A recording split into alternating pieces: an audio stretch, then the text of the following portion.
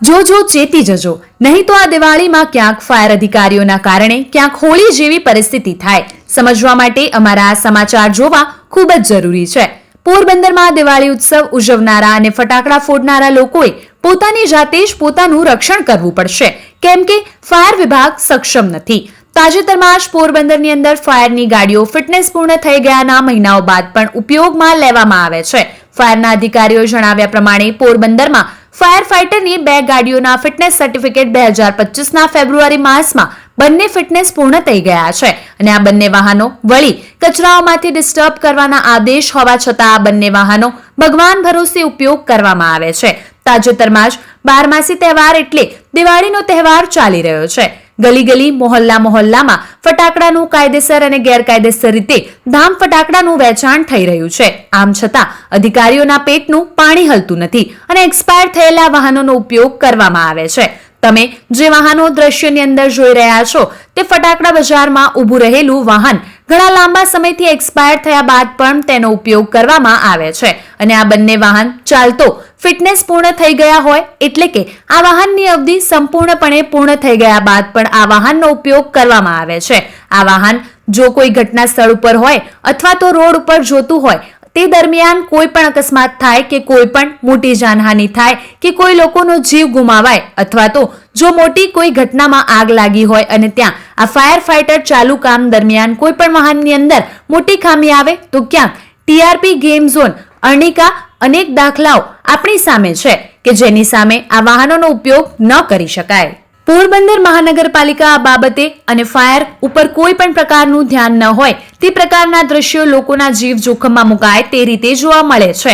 આવનારા દિવસોમાં જો કોઈ આવી મોટી ઘટના બનશે તો આનો જવાબદાર કોણ છે તે એક મોટો પ્રશ્નાર્થ ઉભો થાય છે.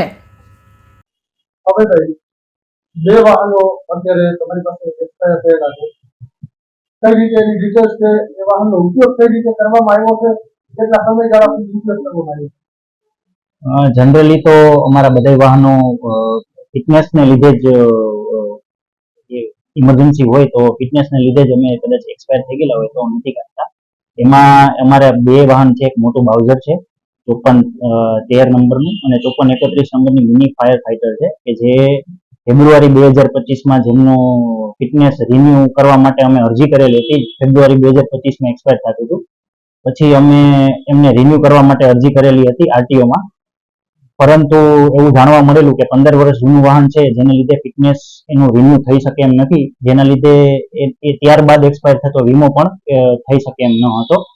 જેના લીધે અમે આરટીઓ ઇન્સ્પેક્ટર પોરબંદરને અમે એક પત્ર લખેલો હતો કે ફાયર એની ઇમરજન્સીનું વાહન હોય અને ઇમરજન્સી દરમિયાન ઉપયોગ કરી શકાય કે કેમ, અથવા તો જ્યાં સુધી નવા વાહનો ના ફાળવે ત્યાં સરકાર નવા વાહનો ફાળવે ત્યાં સુધી આપણે અવેજીમાં ઉપયોગ કરી શકાય પ્રિકોશન રાખીને કે કેમ, એ બાબતનો અભિપ્રાય માંગેલો હતો. પણ ત્યાંથી વાહન વ્યવહાર કમિશનર ગાંધીનગર ખાતે અભિપ્રાય મોકલવા માટે કહેવામાં આવેલું હતું, જેથી અમે અમારી મહાનગરપાલિકાએ જાણ કરી અને આગળ કાર્યવાહી માટે આગળ ગાંધીનગર લખેલું હતું.